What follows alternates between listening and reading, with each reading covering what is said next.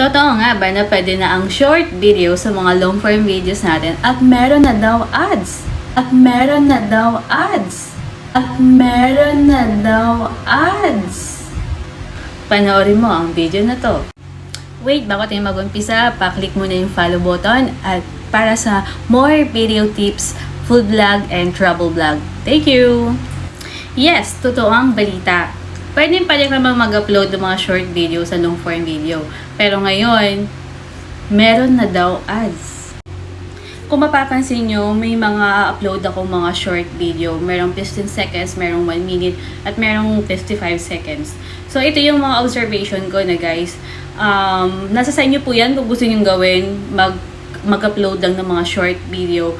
Pero, not all the time lumalabas po yung ads. Based sa aking observation, ginamit ko yung account ng anak ko, pinindot ko yung 15 seconds, wala pong ads na lumabas. So, yung mga upload ko na 55 seconds pataas, meron pong mga ads. Kung kitaan lang din ang pag-uusapan, mas maganda nga naman talaga mag-upload ng longer video kaysa sa short video. Meron pa akong ipapakita sa inyo, sample ng kita ng mga in-upload ko sa long form video ko. So, makikita nyo doon kung anong pinagkaiba ng short video at doon sa 3 minutes na in-upload ko. So, panoorin mo to. Pansinin nyo guys, yung tigwa 1 minute na video natin, kahit napagsamahin natin siya ay nasa 0.08 lang yung kita niya. At pansinin ninyo, yung 1 minute and 49 seconds na video natin ay nasa 0.16 lang yung kita. At kung makikita nyo yung 3 minutes na video natin, ay mas malaki nga naman talaga ang kita.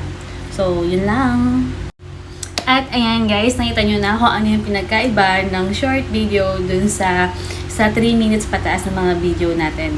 So, malaki naman talaga ang kita dun sa mga longer video natin. So, pero nasa sa inyo na po yan kung ano pong mas gusto nyo.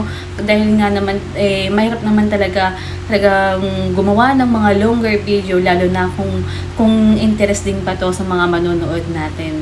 So, yun lamang guys. Sana may napulot kayong aral dito sa video na to.